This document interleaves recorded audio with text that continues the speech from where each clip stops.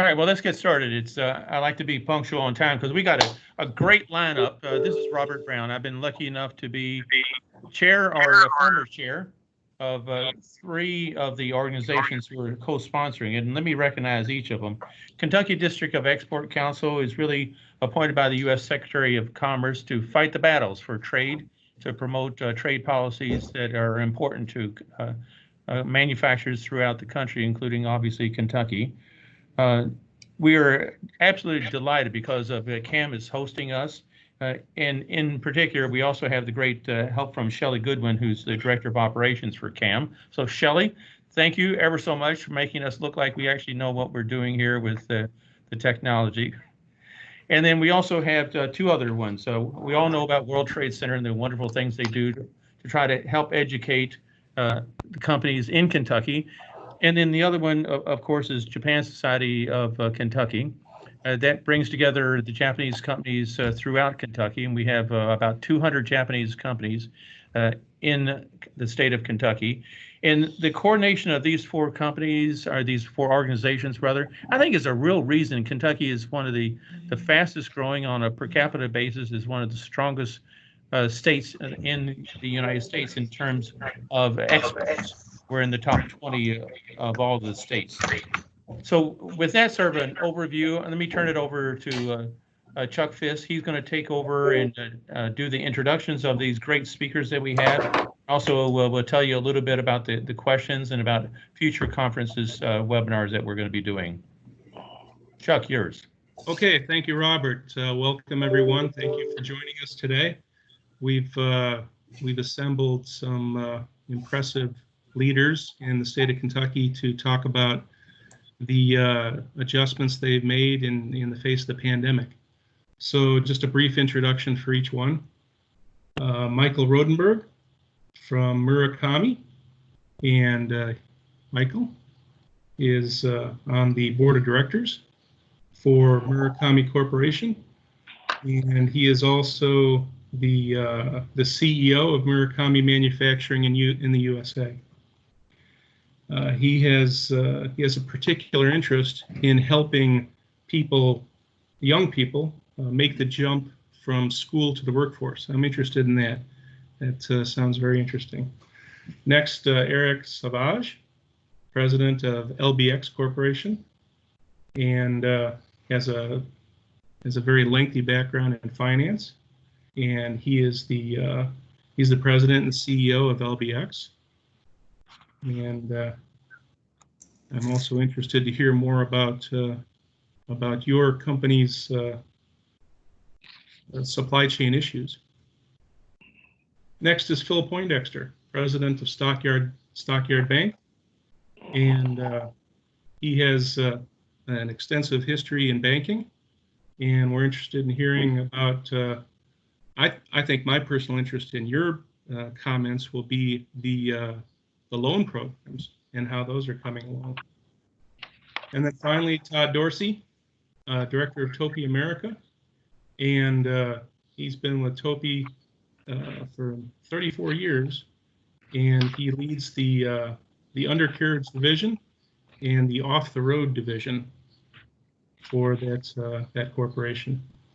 So that's our lineup for today. Now, the things that we will be discussing and contemplating, you've seen on the website, on the invite, but this will mostly be things that we want to discuss the experiences that your company has, how you've experienced the pandemic, the adjustments you've made, the things that other companies should be doing, should be thinking about, and not just adjustments now, but the plan for the future.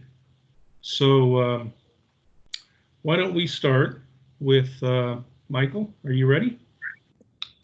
I'm ready, Chuck. Okay, and one quick note here: if you have questions, go to the chat box and enter them there. Type them in there. Okay, Michael, please go right ahead. Great. Good afternoon, everyone. I appreciate the opportunity to meet with all of you in these unique circumstances. It seems for the last 8 weeks that a majority of my days have been sitting looking at screens. So this is just another opportunity to talk with a lot of people. And, I think it's great. I was a big proponent of technology and working from home years ago. And now that it's been forced upon me to some degree, I'm kind of enjoying it. So um, I just want to take a few minutes. Let me share with you what happened with us and what we are. So we're a tier one automotive component supplier.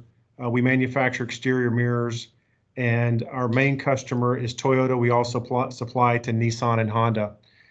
So the week of March 16th, we started to get rumblings that things were going to slow down very quickly. And one of the things I decided to do immediately is, because the situation became so fluid so fast, was to communicate the exact same information we were receiving to our team members. So every time we received a letter from the customer kind of going, hey, this is what you think is going to happen, we would just send it out. We would send it out in email, we would send it out on social media. And so we started to do that. And as things got closer, decided to pull together the leadership team. And one of the things that what we did is some history on our organization is we've been around for 20 years. I came in 2011, and I came to help be part of a turnaround. So our company had been struggling for the first 11 years, and I came in as the first non-Japanese to lead the organization. And part of that responsibility was to turn around the company. And so for the last 8 to 9 years, we've been focusing on that, and we've had a lot of success. So we've turned the organization around. It's all being led by the local leadership team. Our Japanese staff are doing a great job of coordinating, and in Japan has really allowed us to take the reins to run the business, and that has allowed us to really grow and develop. And so when this started to come about, I pulled the leadership team together and I said, okay, let's kind of step back and look at where we've been, and kind of help remind them of all the challenges that we'd been through over the last 8 years, and said, this is just another one of those challenges. And the one thing that I wanted them to do is to really step back and look at our vision and goals and actions. As part of our turnaround, we rewrote our vision, and it was very simple: to become an employer of choice and a supplier of choice in the community. And at this point in time, we said, we have to step back and look at how are we going to operate over the next few days and weeks. And of course, at that time, we only thought we were going to be down for a few weeks. We had no idea that this was going to extend to 8 to 10 weeks to where we are today. And so we had to really step back and look at that and go, okay, how are we going to operate in the next few weeks, and what is most important to us today? Because our customers, they're kind of shutting down, and we said, we need to take care of our team members. And so we made the immediate decision to, after listening to the situation that was going on, not really understanding what was going to happen with the unemployment and the government, we said, you know what, we can only see 2 weeks in front of us. And so we're going to make sure that we're going to pay you, we're going to pay our temporary workers, our contract team members, and we're also going to take care of one of our on-site suppliers. And we're going to do that not knowing what's going to happen. And that kind of sent the message very quickly to the organization that we were going to do everything we could to take care of the culture that we've created. And to us, that was extremely important. We wanted to make sure that we were able to secure that culture. And while this was going on, I was fortunate because I'm a part of a group called Chief Executive Network. And in this group, we have access to a lot of amazing people. And one of those individuals is Vern Harnish, who is he's a coach, he's an author. During this week of activities, Vern actually did a webinar with all the members of Chief Executive Network, kind of a private meeting. And he came up and said, okay, you're in the middle of a snowstorm. You can only see a foot in front of you.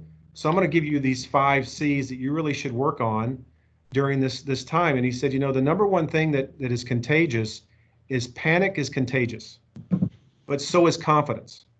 So you're the leader of the ship.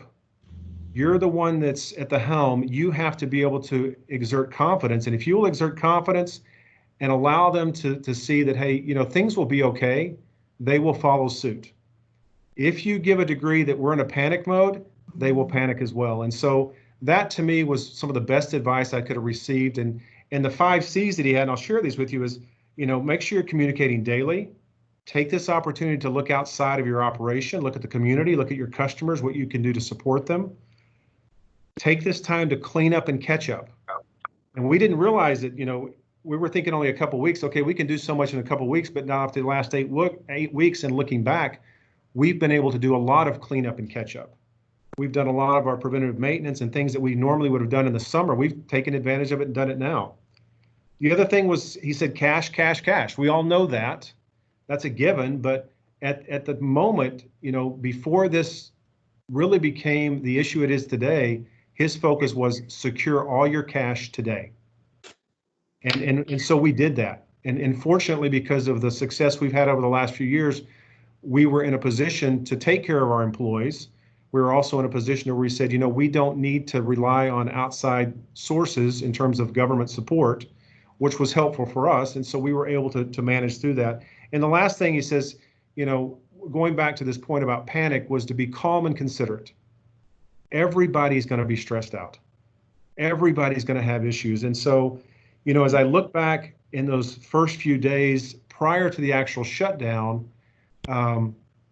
is that as gathering the team, we were all on high emotions. There were times when, and I very rarely explode, but there was a couple times where I exploded and they exploded.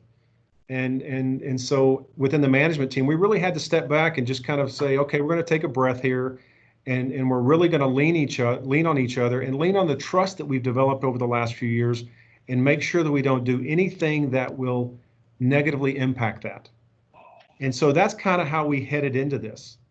We went 2 weeks, and then all of a sudden, we were able to help the team members for 2 weeks, and then we're like, you know what, we can't continue doing this. And so during that period of time, I continued to send out daily messages. I'd send the email, I'd put something out on Facebook and LinkedIn and share messages with the team.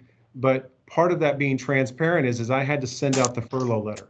The furlough letter came from me saying, okay, gang, this is the facts, this is what's going to happen, and we're going to have to furlough a majority of you. So we had, over 330 team members. We had to furlough 250.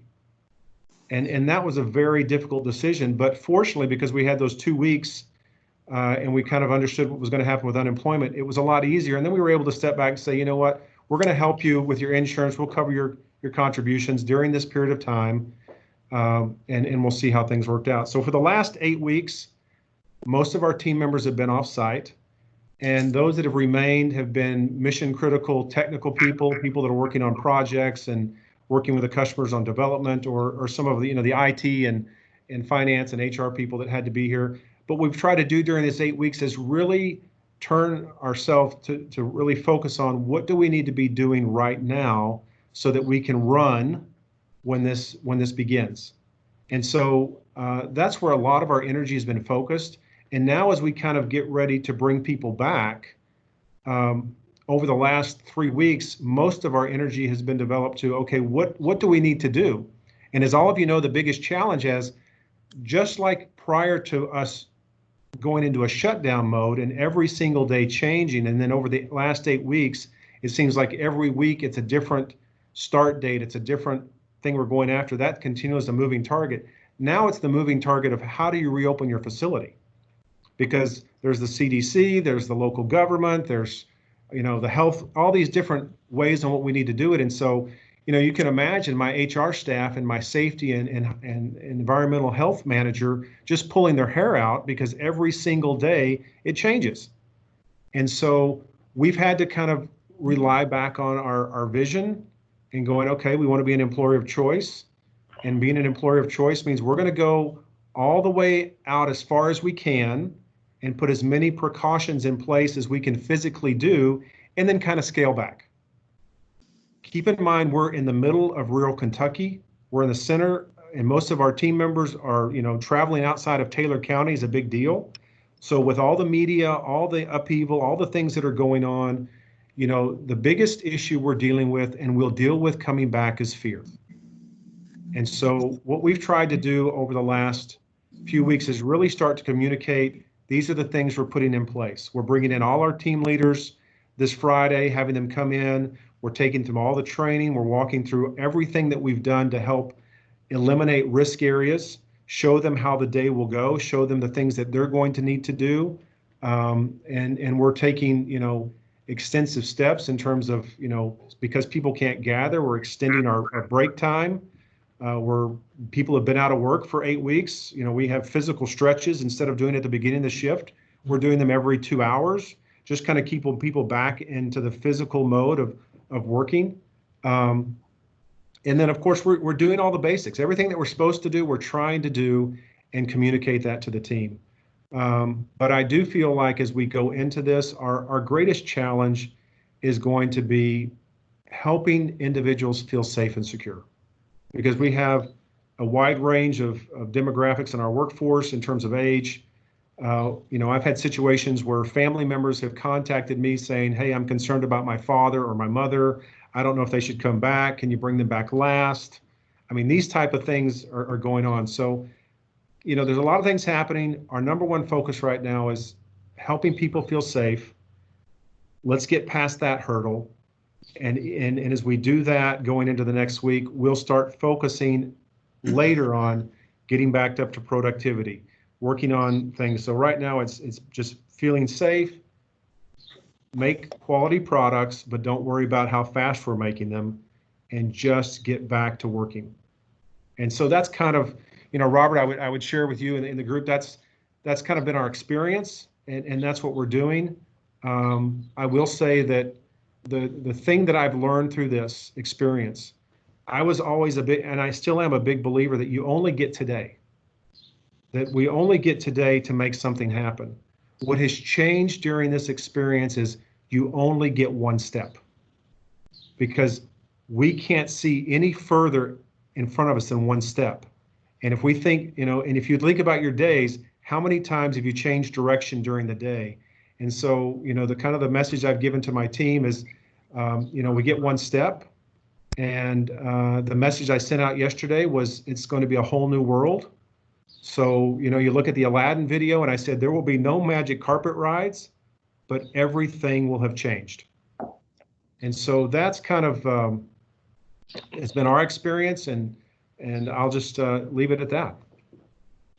So, very, very good. Thank you, Michael. So communication and honesty and staying in touch with your team seem to be the themes. And either both before the shutdown and after.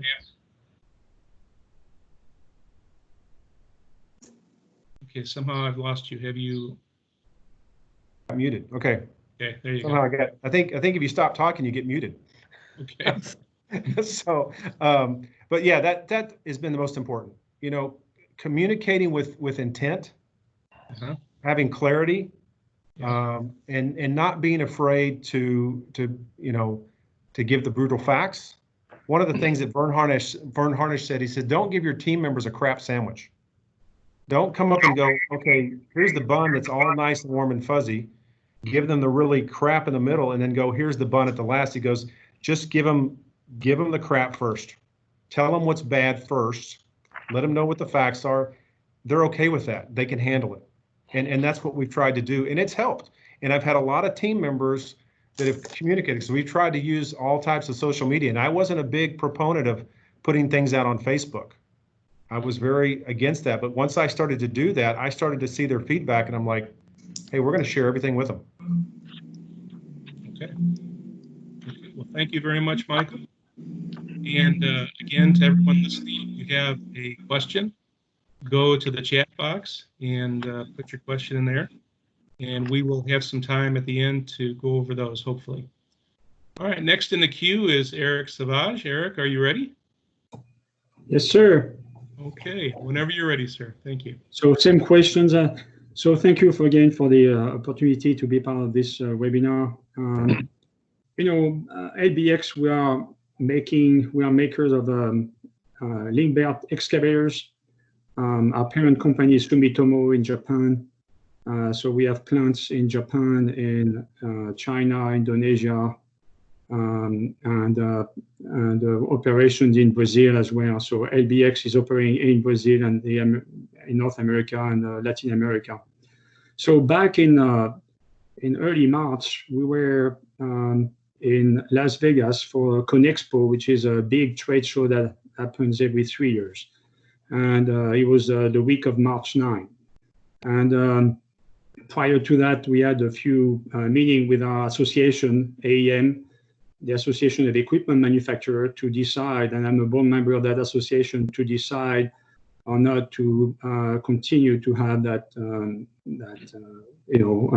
Conexpo in March. So we decided to have it.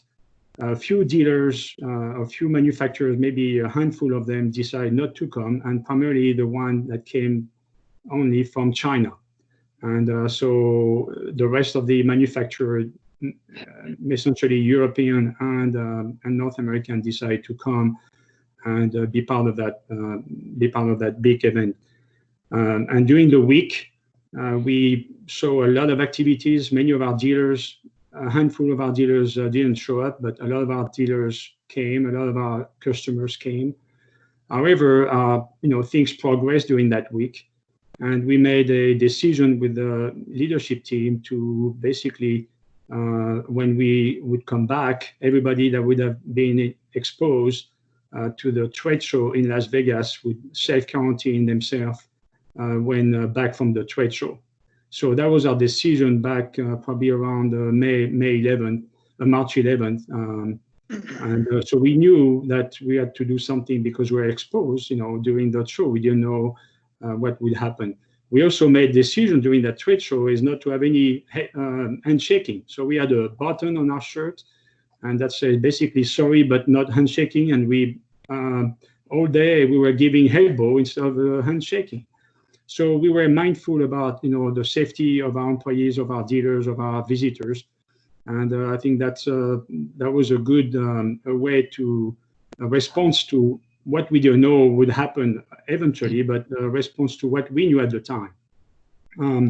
So back on March 15, so a lot of us came back and worked from home, and very rapidly, as we all know, the COVID-19 evolved.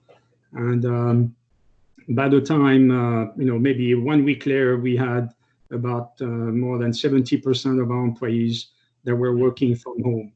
And we were fortunate enough to be part of the, we were considered an essential business for the Department of Homeland Security. So we're able to continue our business while working from home. We had engineers working in our facilities, and also the warehouse, parts warehouse, also working full speed as well. But eventually we were able to, up to now, we are about 87% of our workforce is able to work from home. We kind of beefed up our IT capabilities, and we also were fortunate that we had some equipment that was helping us to support our dealers and their customer remotely to service the machine that were in need for support. So we were able to do that very rapidly and be able to continue our business while keeping our employees safe and healthy, and also supporting our dealers as well. On our dealer side, some of them decided also, depending on which states, which country they are operating.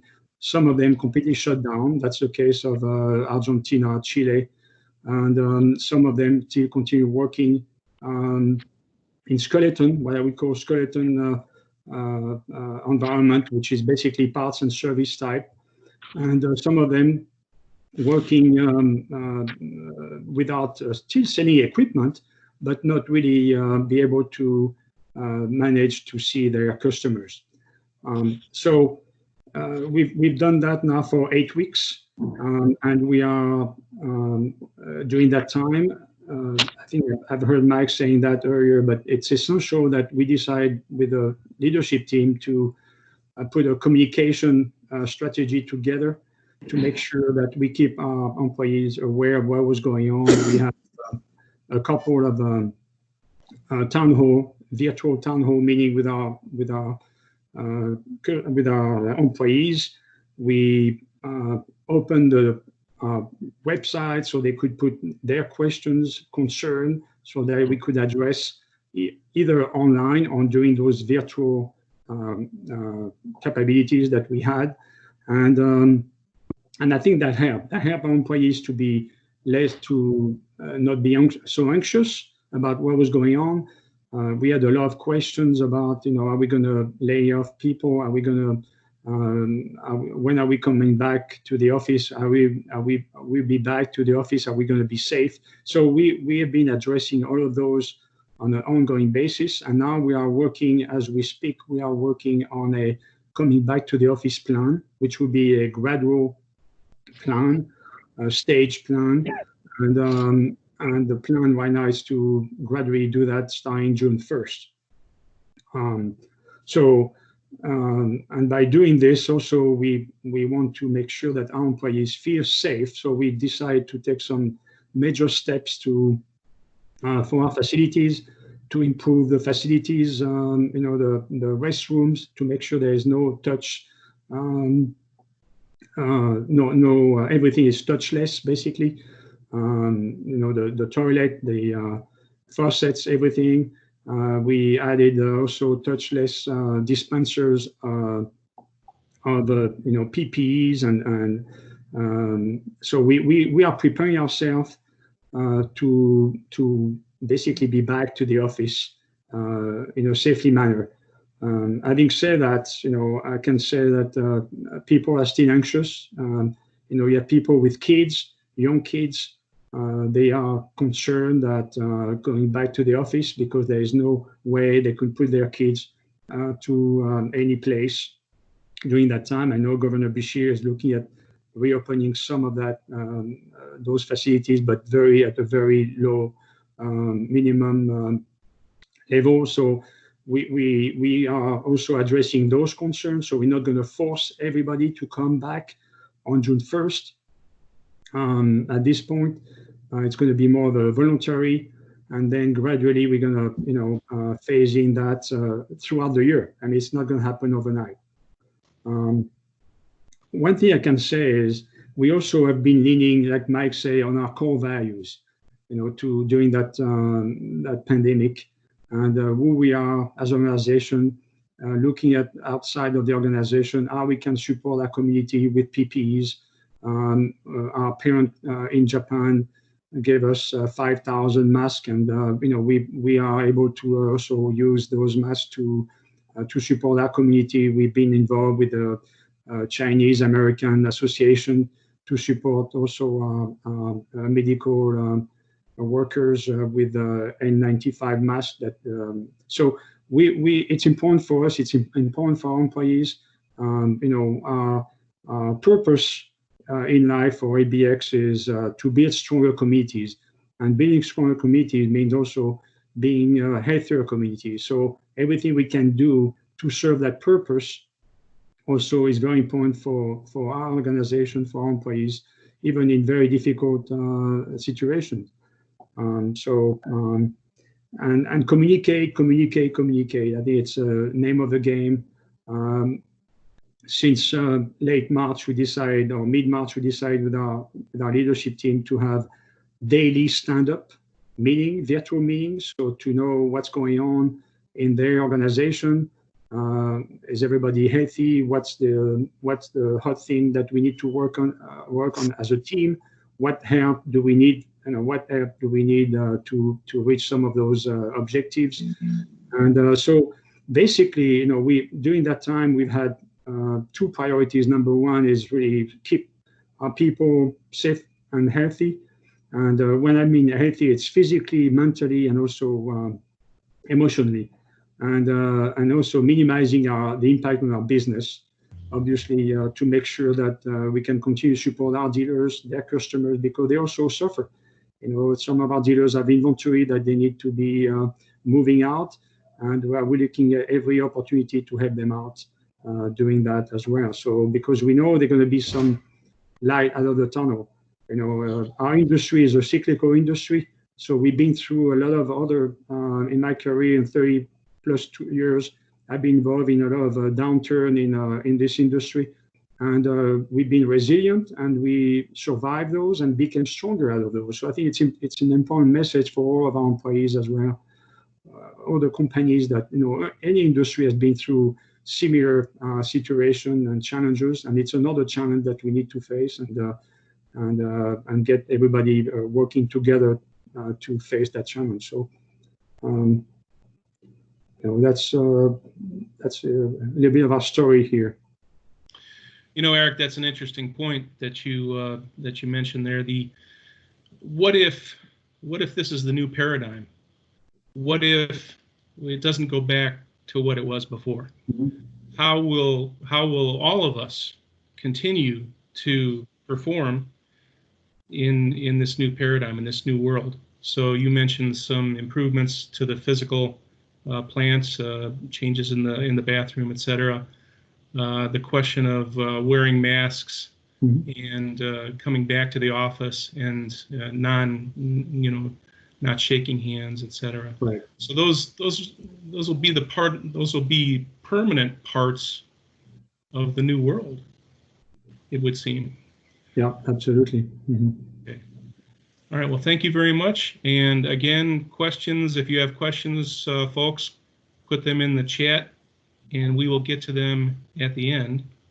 We will have time at the end. So next in queue is Phil Poindexter.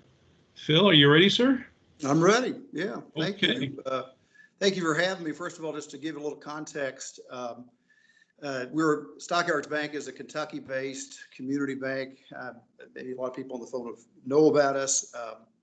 To give you a little context for this discussion today, we're considered probably a medium-sized community bank. We're $4 billion in assets. That seems like a lot. It's a decent-sized community bank by today's standards. We were founded in Louisville in 1904. So we have been around a long time. We operate primarily in 3 markets. The Louisville MSA that we've been here since 1904, obviously. And then more recently in Indianapolis and Cincinnati, we've got 5 offices in each one of those markets. We've got 650 employees. And we are an essential service. So we have never shut down.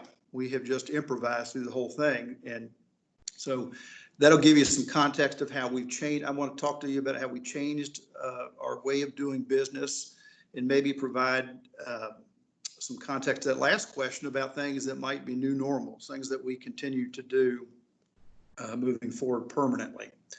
So the first thing that we did is we dusted off our pandemic plan. We have a business continuity plan that we look at annually, and part of the business continuity plan is a pandemic plan.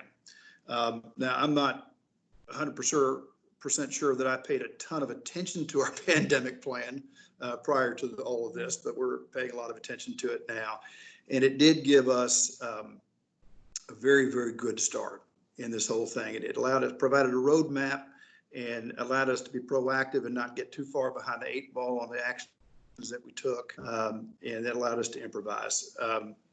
So the first priority of our pandemic plan was employee safety, and employee safety also meant customer safety and vendor safety as we had contacts with those folks.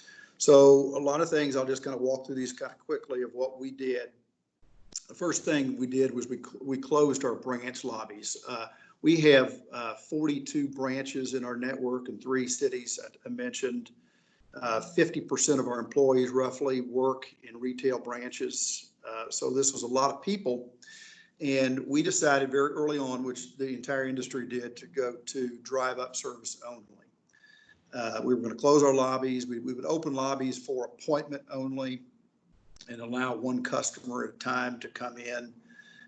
Which was a standard practice in our industry, but it allowed us to have that sort of distancing that we needed to do right out of the gate, and it was a huge change for us, and it's gone remarkably well. I think for a lot of reasons. I think there was a lot of obviously employee and customer acceptance industry-wide, in that transaction volumes in banking have been down about 70% in retail right now. That has a lot to do with more use of online type of banking, and obviously a lot of businesses just being closed and not having to use banks. And today, like on Monday, we are allowed to open up the branches again. We're not going to do it. And I don't think most banks are going to do it. This is working fine at this transaction volume. I think you'll see most banks, it's kind of business as usual as different states are opening up their retail locations. So we made the decision, we're not going to blaze the trail on this. We're able to service our customers and do it in a safe environment, protect our employees. Second thing we did in the theme of protecting the employees was what we call thinning the herd.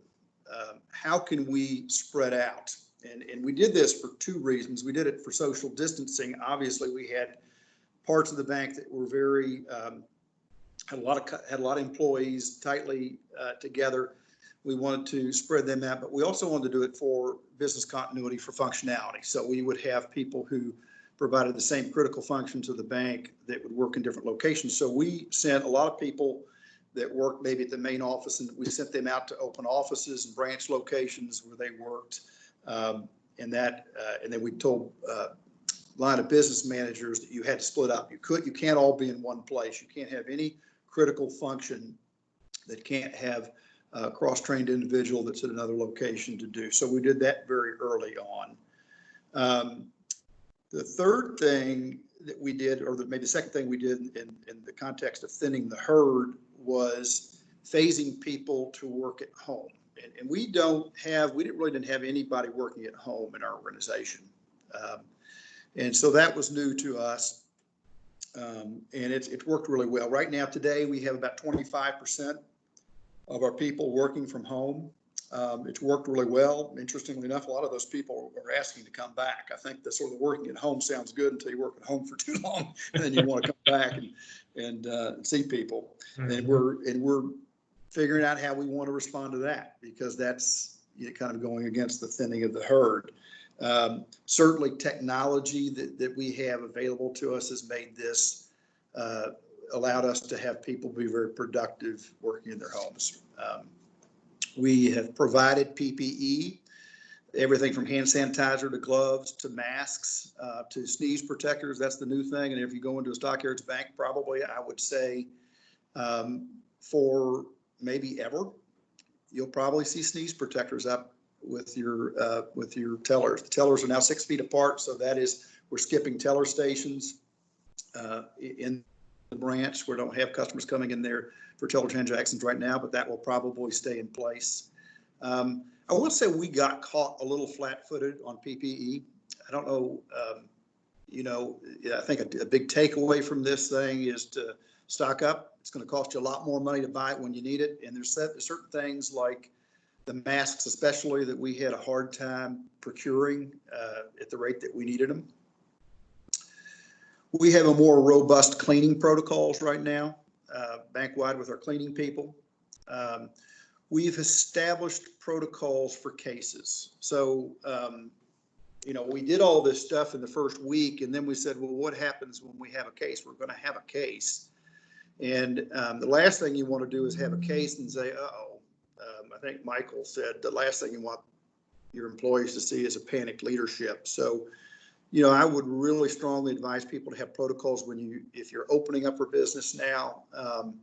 Have a protocol for when somebody gets sick. What are you going to do? We closed the branch for I think 14 days. We go through a network of finding out all the contacts that person was in contact with, and we provide appropriate quarantines. But you don't want to be making that one up as you go. Obviously, no unnecessary meetings. We're all getting used to doing this. I will tell on myself a little bit here. I had a meeting I went down to our trust company, which is actually downtown Louisville, yesterday, and it is awfully nice to see people. I'm going to be glad when we can have face-to-face meetings, because I think this works fine, but a lot's lost. So, but we're not having every meeting that I'm in right now is either on a Zoom call or a WebEx, or I think this is Microsoft Groups or whatever, or an internal conference call. And we're getting by doing that. And then the last thing, I think somebody mentioned this before, both speakers mentioned this before, is just mental well-being. I don't know that we thought about this a lot. It's not really in our pandemic plan, but it's a big, big issue. Your employees are scared and they're stressed, and they have to have outlets for that. So we provided outlets through HR. We have employee assistance programs that are probably available at most companies if needed. And the other thing we've tried to do is do some fun things. So we had an NCAA tournament at our bank, and I determined all the winners. My alma mater, Indiana, went to their first Elite Eight in 30 years, and Gonzaga won the national championship. So, and we had somebody win the pot, and it was a lot of fun, and it took people's minds off of it. We had a spring break week. We let people wear flip flops. I generally don't dress in a golf shirt and grow a beard, but we've allowed some things to take people's minds off of it, and have some fun. So I would, the most important thing is that your employees know that their safety is the top of your mind, and that you have outlets for them, and then try to have some fun with it. Priority two again, priority one was employee safety. Priority two was just business continuity, and that has gone really well for us. I'm proud of our team because we're doing things very differently than we normally do it. The branches are completely different setup, and the business continuity has worked.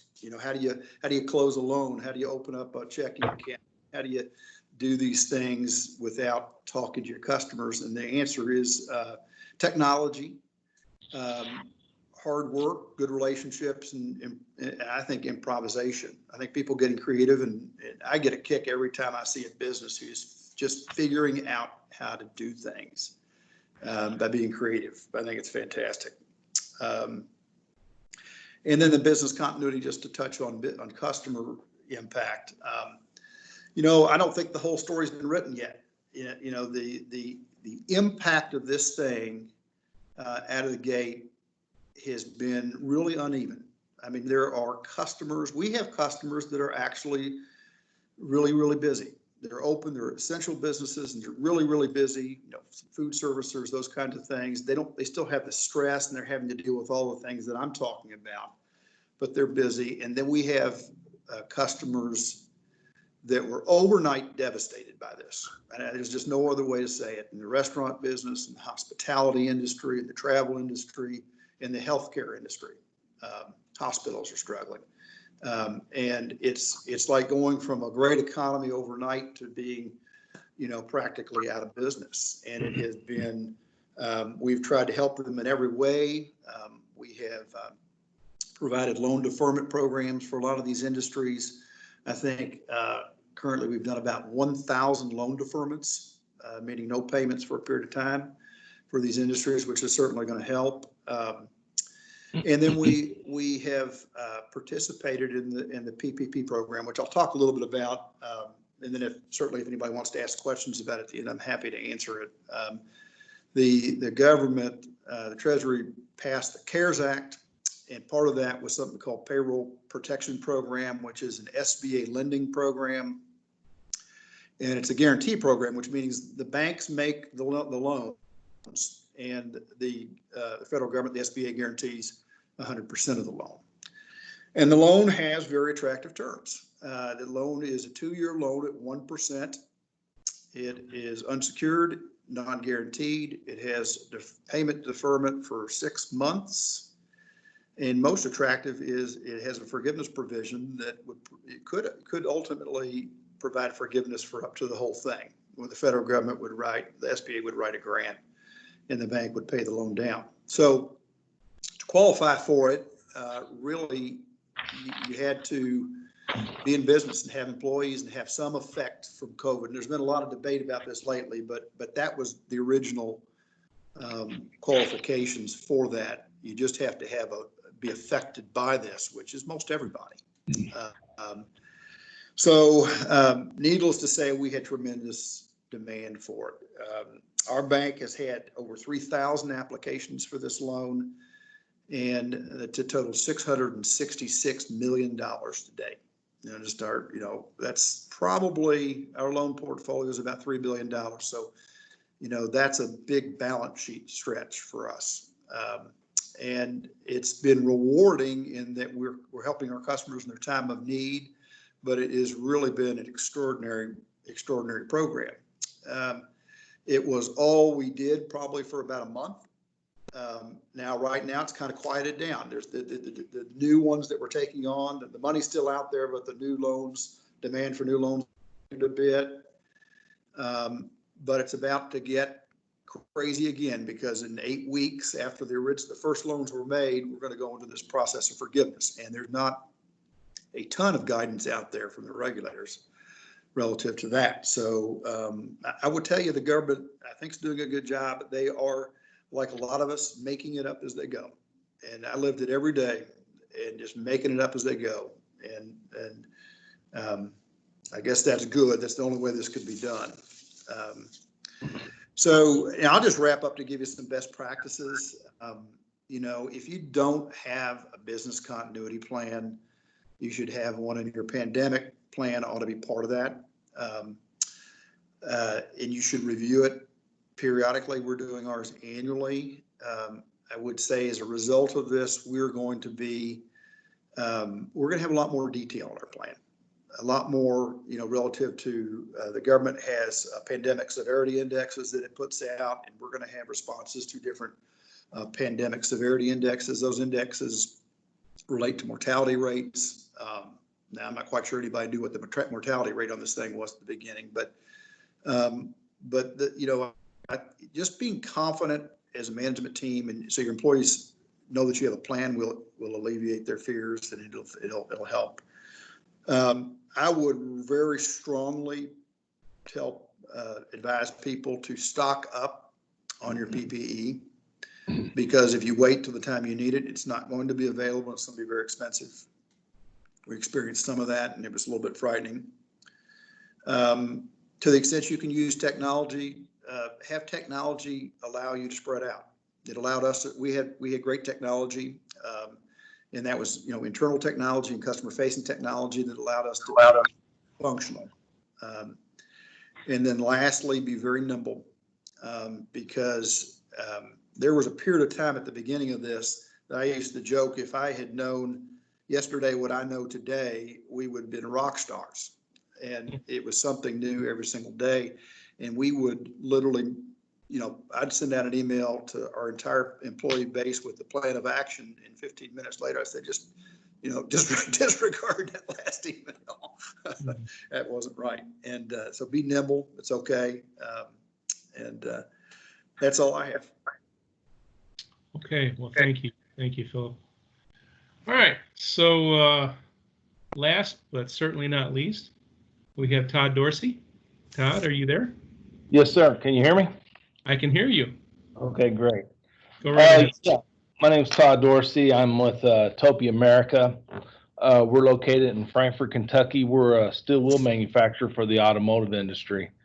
We have some subsidiaries outside the state as well, but I'll mainly be focusing on the main part of our business, which is the automotive division here in Frankfort. We manufacture steel wheels for passenger cars and light trucks. Our main customers are Honda, Nissan, Subaru, GM, Ford, Chrysler, or Fiat Chrysler, Hyundai, Kia. When we found out, we're no different than anyone else that I've heard so far. When we found out about this pandemic, the first thing you really realized for us is we knew it was something serious was when the SEC basketball tournament got canceled. And as soon as that was canceled, next thing you know, wow, this is really serious, because things are starting to close down. And then a few days later, we started getting notices from our customers that they're shutting down. Then all of a sudden we hear that the state's going to, basically the governor's shutting down things for 2 weeks. So when we went into this in mid-March, we believed, like most of you all, that everything was going to be down for 2 weeks. And then after 2 weeks, we regroup and we go back at it again. That was what we initially thought. And unfortunately, as everyone's well aware, things just kept progressing and progressing and progressing. We initially got into this pandemic. We treated it very similar to the 2008-9 Lehman shock situation when basically the automotive industry, we run with the automotive industry. If you're making cars, we're making parts, and that's how it was. That's how pretty much what happened when this situation. We saw our volume go down dramatically, and when that went down dramatically, obviously we had to do some things inside the company to adjust for that. I heard the business continuity plan. We have a risk management contingency plans for as well. Unfortunately, to be very honest with you, pandemic wasn't rated very high for us. We had a lot of other issues that we rated much higher as a potential risk. The last pandemic was 100 years ago, so we didn't really put much thought into that, frankly. So shame on us for that as a management team. But I assure you, we jumped on it. We immediately heard about this issue, and we had a executive leadership meeting, and we would do it twice a day. We would meet in the morning, and then we would meet at the end of the day, and we use those meetings to discuss what our action items were. And what I heard earlier, the 5 C's, and that's pretty much what we utilized. After every meeting, we would take the main points of those meetings and we would post them for our associates to see that. We were very transparent with everything that was going on inside Topi for our associates. So there was no hidden agenda. There was nothing hidden from them. We kept it all out in the open. We went into it basically. The first thing we did was we got onto the websites for the CDC and the COVID websites, and we started printing out the signs and the information that we got out of that, and we started posting them everywhere. We started the social distancing as well. We're very fortunate. Our operations, basically, there's not much close contact in most of the areas of operations, but there are some areas that there are close contact. And when we had our SEH people, our safety environmental health people, go out there and look at it and give suggestions and make some changes to the operations. How that some of the areas that we did was basically repair stations. Our repair stations on the line, basically there would be 2 or 3 people at a table. Well, we got our maintenance crews involved, and they put out more air lines and more electric lines, and they basically put 2 or 3 more tables out there in those certain areas to where everyone was at least 6 feet apart from each other. So we did that. We did the 10 steps that the CDC recommended for safe operations, basically that they would for workplaces to reduce risk of exposure for the coronavirus, and we use that as best we can. Again, our PPE we thought was pretty good overall with regard for our inventories, but unfortunately we were short in some areas. We had to operate without masks, so we had to order some masks, and as everyone's well aware, getting the face masks were very difficult to get, but we did receive those. Eventually, we put a lot of work and effort into that and got that.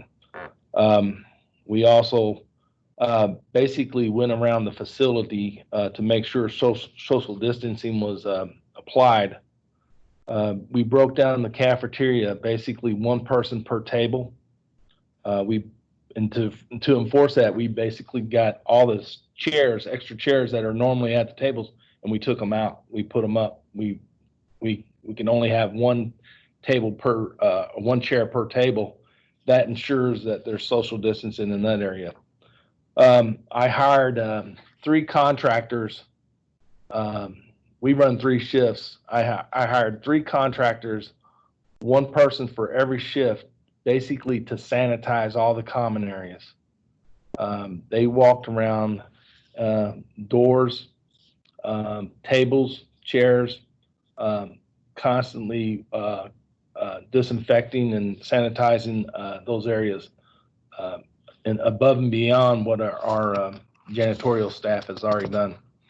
So we are still doing that. We did that in mid-March when the everything basically went down, and we're still doing that today. And so I think that's been a pretty good thing for us. I highly recommend you all to do something like that, because we started that I don't know, about 10 years ago when I don't know if you remember the H1N1 deal that came out about 10 years ago. That's when we did that. We were worried about the flu, and we did that, and we had very little, if any, incidents of that. We put a lot of new rules. We shut down the locker rooms. We closed those off. Basically, we were asking all of our associates. We all wear uniforms here in the facility. So normally we walk in, we go in, we change into the locker room, and we go out into the facility. Nowadays, we're just saying, come in dressed to work and leave and change when you go home. So with that, plus we did a few things. In addition to travel restrictions, basically we eliminated all travel since mid-March, and we also did the work from home where it can be applied mainly in the office staff. We ordered, well, we ran out of hand sanitizer, so we had a tough time finding that. And luckily, we live in the state that produces bourbon, a lot of distilleries, and fortunately we were able to get a lot of hand sanitizer right down the street from Buffalo Trace, so that worked out pretty good for us. The big thing Mike mentioned earlier about the 5 C's. When our customers shut down in mid-March, and basically they stayed down, we had a customer here or there would pop up and they would work a week with one shift. So we furloughed approximately 50% of our associates in mid-March, or excuse me, I take that back. We furloughed them, I believe it was April 6th. We kept them working for 2 weeks, and then April 6th we furloughed, and then we brought them back May the 4th. So we furloughed them for 4 weeks, but we did, we paid the the benefits and so forth to ensure that they were covered and so forth. The key for us is our customers. If our customers are not operating, it puts a huge burden on us as a company. And the other C that was mentioned was cash. That's cash flow. If you don't have sales, there's no cash flow. And I heard, I think Phil mentioned earlier about the PPP loans. That was another big thing that we had to get into, and very fortunate to have that. That would have if we weren't able to get the PPP loans, we would still have a real difficult time, because our sales are not near where they're going to be. And frankly, all our expectations that we're seeing in the automotive industry, 2020, for us to 2020 is going to be a very difficult year as far as sales are concerned. All the car manufacturers are not real optimistic about the volumes. I know Toyota just mentioned recently that basically they're going to operate probably 30% below their initial volumes, and you can just multiply that by all the other car manufacturers. So we have a broad range of customers, and we're going to have a tough year in 2020, just trying to make sure that we have our sales and our production. The other thing was called cleanup. We did utilize the downtime, basically the downtime of April. April, we had 0 sales. And in April, we basically used that time. We had WIP, a lot of work in process, and things in the facility. So we laid off or furloughed 50% of the associates, but the other 50%, we were able to use these to clean up our WIP and clean up some certain areas in the facility that needed. We were also, fortunately, in the middle of expansion here inside Topi. We're building another rim line, and we have contractors in and out. So we had to try to continue to work with that, and also trying to continue to get the equipment brought in that are in other states that brought in, because other states have closed down. So that caused it's still causing quite a bit of problems with us inside Topi with regards to our expansion that we're in the middle of right now. But overall, the key to us was the executive meetings that we did twice a day. The social distancing guidelines, we utilized the CDC. We made a playbook. Basically, we went through our infectious disease control emergency response plan, and we looked at that and we addressed that, and we went through that, and we updated that. And I think it's a pretty good plan overall for our company. And we touched on all different type of potential issues for continuing to make sure we continue the operations. We also put in place what if scenarios. Fortunately, knock on wood, we don't have any associates in our facility or family members that have contracted COVID-19 up to this point. I don't want to jinx it too much, but up to this point, we have not. We instituted temperature checks coming into the facility, including at the employee entrance and also at the guard shack for the contractors. They come into another entrance, basically in the work area of expansion area. So the guards will do a temperature check of all the contractors that come in on a daily basis for the expansion that we're right in the middle of. So we're no different than anyone else. We were caught off guard, but I believe overall we were able to succeed and have a successful downtime of approximately 6 weeks for us inside the company. But our customers are coming back in place now, so our operations are running right now, not at 100%, but at probably about 50% is what we're doing right now. Our volumes for the next few months are low. May is probably 30% of our original volume that we thought for May. June is probably 60% of our original volume. One of the things that we did that I recommend as well is every company makes a budget. Everyone works off a budget. That's what we do. When this hit, obviously our customers went out, and the first thing our president said, he said, obviously our budget is ruined for the first half of 2020, assuming that second half was going to be fine. He said, we need to stop right now on our budget and make a new budget for basically for the next 3 months. And we'll call it the Corona budget. And basically we went through our facility and each department looked at their expenses and knowing what our sales were going to be, because we had to make a sales plan. We made a sales plan every week based on the constant changes of our customers. And when we did that, we made a budget of the next 3 months, April, May, and June. And we used that to basically operate off of for the rest of the next through June. And we're also now, since we are where we're at, we're going to make the second half budget of 2020. And we're right in the middle of beginning that process now. And we'll probably get that done in 2 or 3 weeks as well. So I don't want to carry on too much, but that's kind of where we're at right now as far as Topi's concerned. That's how we initially heard about it and how we reacted to it. And I think overall, considering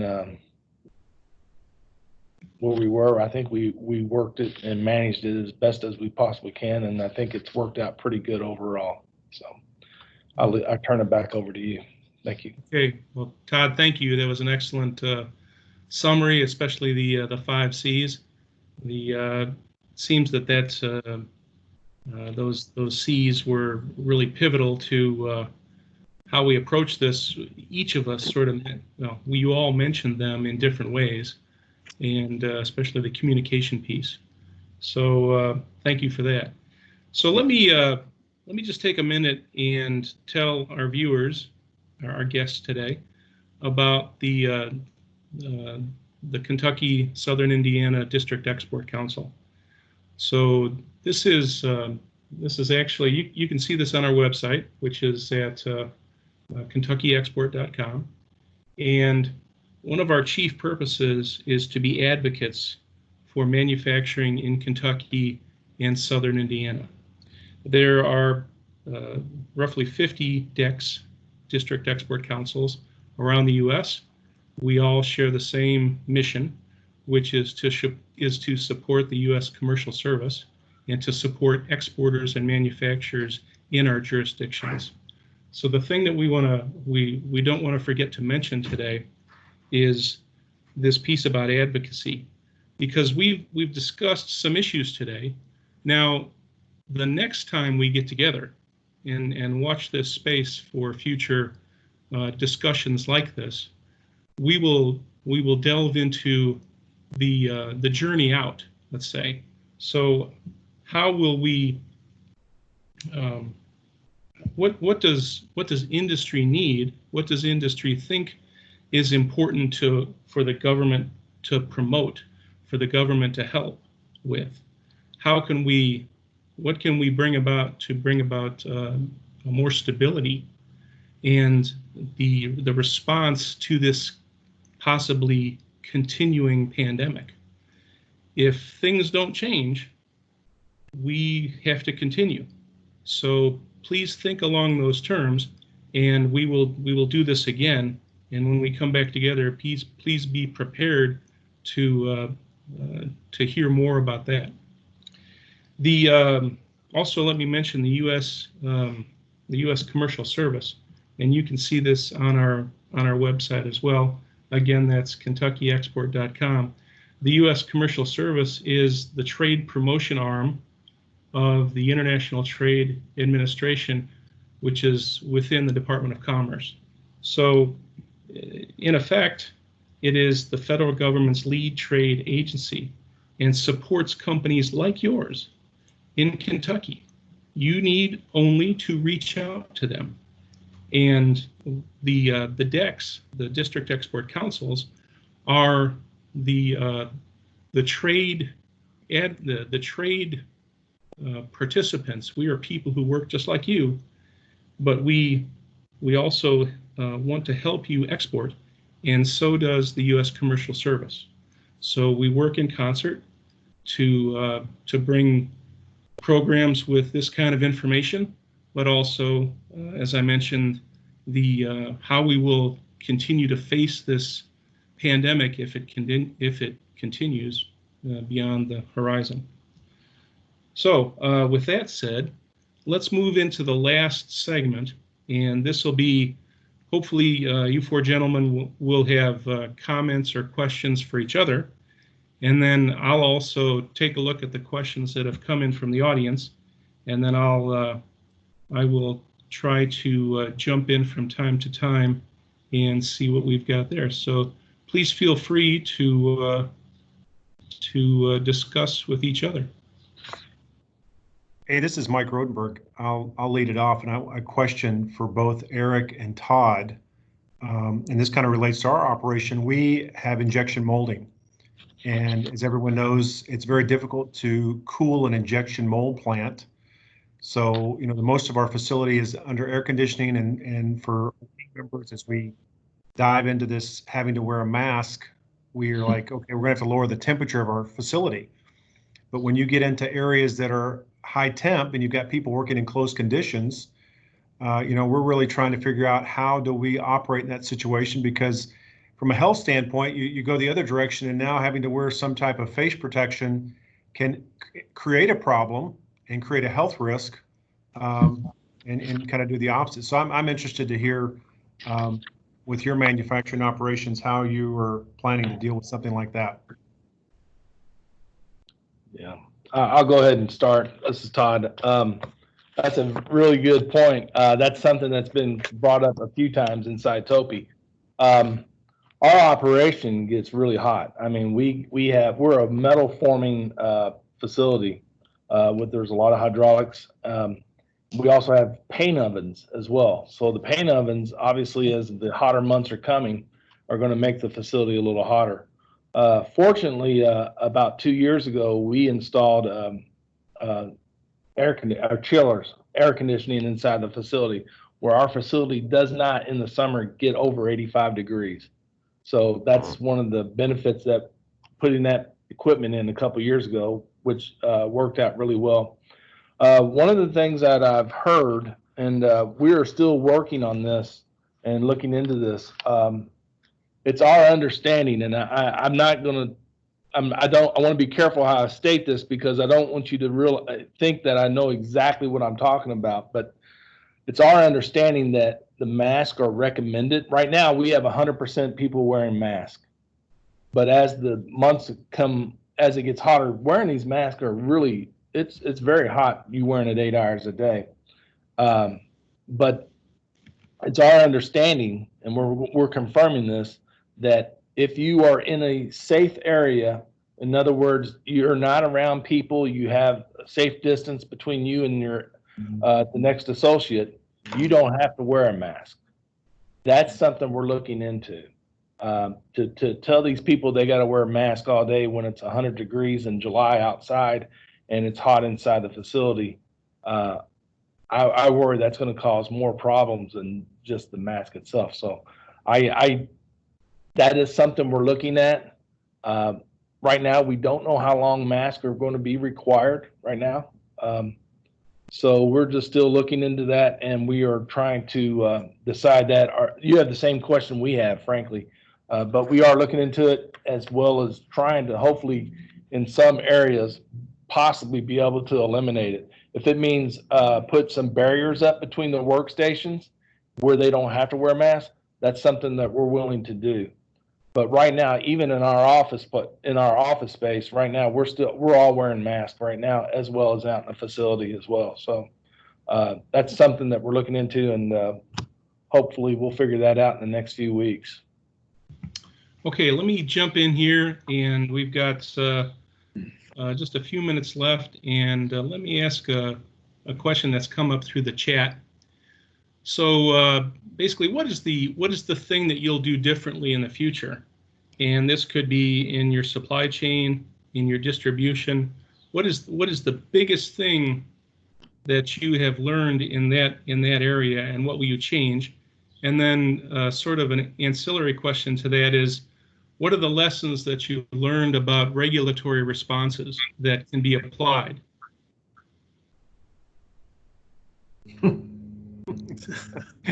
So, okay, it was easy, right? It's an easy question. Yeah, thanks, Jack. Appreciate that. Yeah. I think the one thing I've learned through this whole process is that nothing is constant. I mean, this is forced, business leaders, we love consistency. The one thing we hate is inconsistency. We like to put our plans together. We like to work to our plans.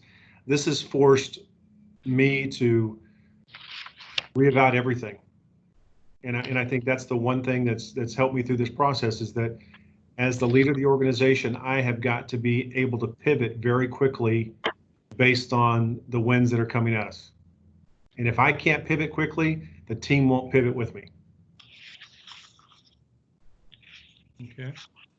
I would just add the plan. We had a plan, but I wouldn't tell you it was one everybody had read a whole lot, and that will change. We'll provide more detail for it, more of an action plan on what we're going to do.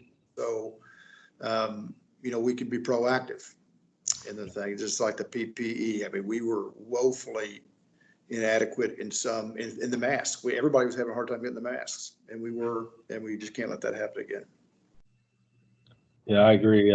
We're the same situation. We, our risk management, our contingency plans, basically, we didn't put a lot of stock into the pandemic side of things. We didn't have that rated very high, and as mentioned earlier, we do like consistency. Unfortunately, we're not in that world anymore. So we'll definitely do better with regards to potential business interruptions with regards to pandemics or viruses or so forth. That we're looking at the same thing as well. I think on our side at LBX, I think one thing we learned as leadership team, I think we need to be humble about those situations and accept from the get-go that nothing is certain. You need to think in terms of probability when it comes to abnormal circumstances that we are facing today. Also, don't imagine the worst case scenario. It's a factor of the equation, a low probability, high consequences. We have a tendency of looking at high probability and high consequences, but I think it's something that we need to also think about a little bit differently going forward. Planning for the worst. Also, in those times, you have to take advantage of the opportunities by being flexible. Responding to the situation very promptly, and engaging your teams, engaging all the employees. I think that's something that's what amazed me. I think I've heard that from another speaker, I think earlier, but it's amazing what the team has done over the last 8 weeks at LBX. I mean, things that we didn't imagine that we would do in today's environment. And the response of our team has been amazingly positive. Yes, a lot of stress, and that's where we need to also be aware of, how to manage the stress, how to be prepared for a different stress that we are not used to. Working from home, working with the social distancing, not be able to work with, dealing with relationships face to face. So it's all about, being resilient, and at the same time being proud of what we can do during those very difficult conditions. Yeah, these kind of challenges bring out the best in humanity, and they make us stronger and better.